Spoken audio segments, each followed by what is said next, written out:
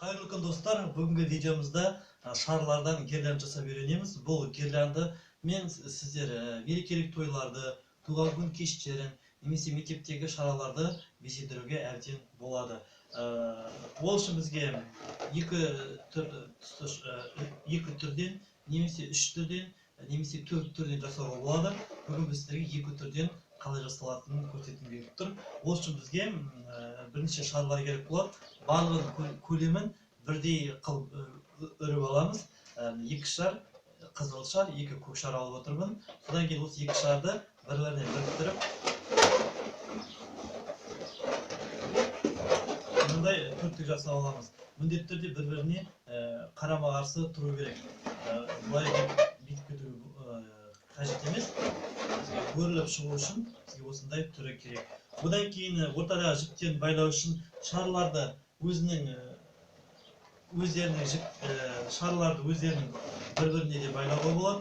Немесе кәдімгі жилка, немесе мынандай қатты жіптермен өруге болады.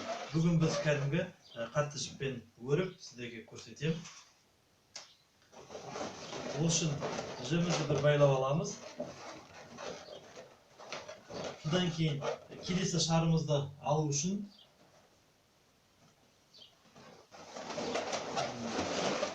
түске, мысалы көк түсі алсақ, келесі түсіміз осы түстің немесе оң жағында, немесе сол жағында келу керек. Яғни осыда келесі шарларымызды бәрін бір бағытпен айналдыра береміз.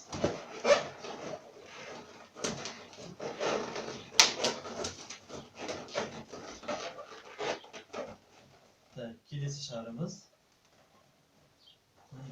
Мына көк түс, көк бағыт. Келесі бағытымыз тағы осы бағытпен келеді.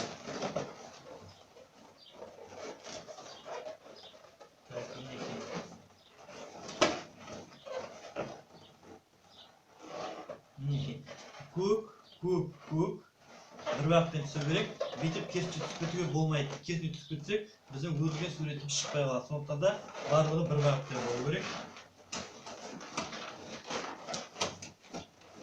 Мықты болу үшін шарды бұлай арасында да айналдырып жіберуге болады.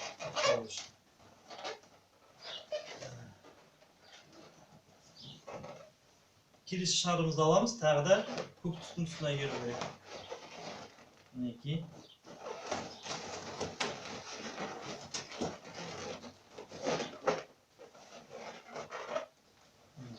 Одан кейін түсіміз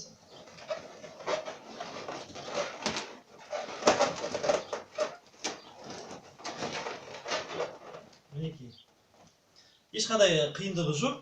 Астынан мысалы көк түстен бастасақ, көк түсіңізді бүйтіп бір бағытпен сала бересіз. Мына өзінің тұсына түсе береді. Сол кезде сіздің шарыңыз өрілген сияқты болып түседі. Мінекей. Былай қарасаңыз да байқалатын. Қызылдар өзі бір түспен түсе береді. Келесі көк түсте, келесі қызыл түсте өйстіп жалғаса береді. Ешқандай қиындығы жоқ. Бұндай шарларды жасаудың өзіңіз қанша метр жасағыңыз келеді, сонша метрге дейін ұзартуыңызға болады. Тойларға арналған аркалар осындай бағыттармен жасалады. Түсіңізді өзіңіз таңдап аласыз. Қаншаға дейін созасыз, соған дейін шарларыңыз үріліп осылай жасала береді. Ешқандай қиындығы жоқ. Мінекей, бүгінге айтарымыз осы. Күндеріңіз тек қана қуанышқа, сәттілікке, жақсылыққа толы болсын. Рахмет.